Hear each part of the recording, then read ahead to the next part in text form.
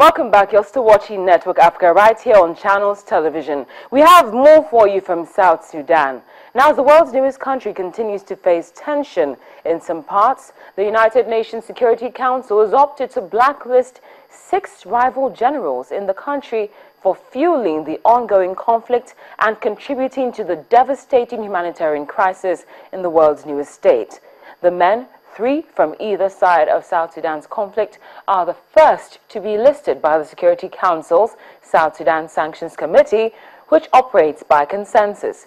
They are now subjected to a global travel ban and asset freeze. The United States, supported by Britain and France, made the United Nations sanctions proposal. The United States and the European Union have already imposed sanctions on some rival commanders. South Sudan plunged into a civil war in December 2013 when a political crisis sparked fighting between forces loyal to President Salva Kiir and rebels allied with his former deputy, Riek Machar.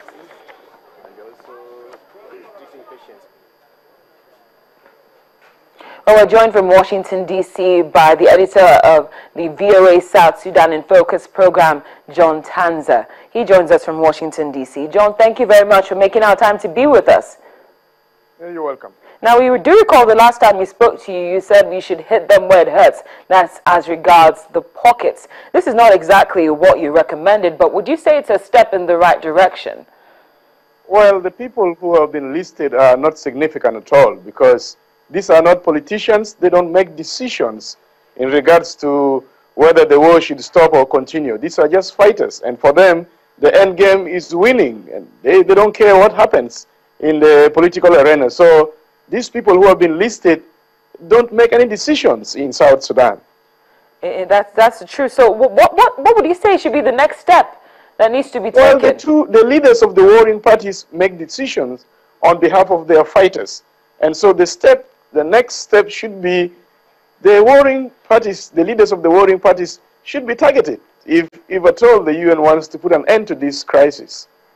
That's my next question for you, John. Why do you think that it's such a slow process to actually sanction those who are responsible for the crisis, and why are they going around instead of? I really don't understand why they're going around and around, because it's clear that President Salva Kiir is the commander-in-chief of the South Sudan army, and rebel leader Riek Machar is in charge of the SPLM in opposition, who are fighting the government.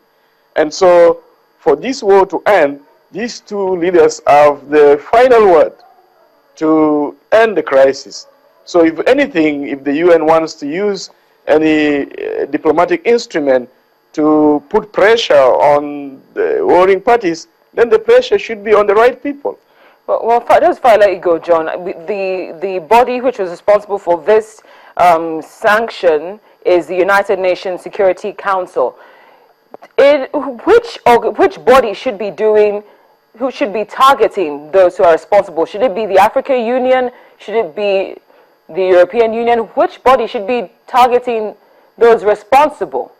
It should be a combined force of all the international actors, because the African Union has tried its best through the IGAD-led peace process, and it yielded very little progress. So this time around, it's time for a combined force of African Union, the European Union, the UN Security Council to really work together and put pressure on the two parties.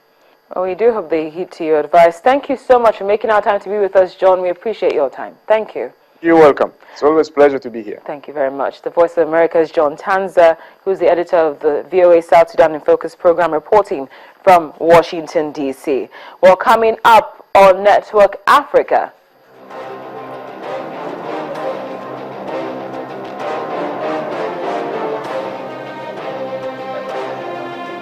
We'll bring you updates concerning the Burundi election violence. The results are not out yet, but 6 people have already lost their lives. Details in just a moment.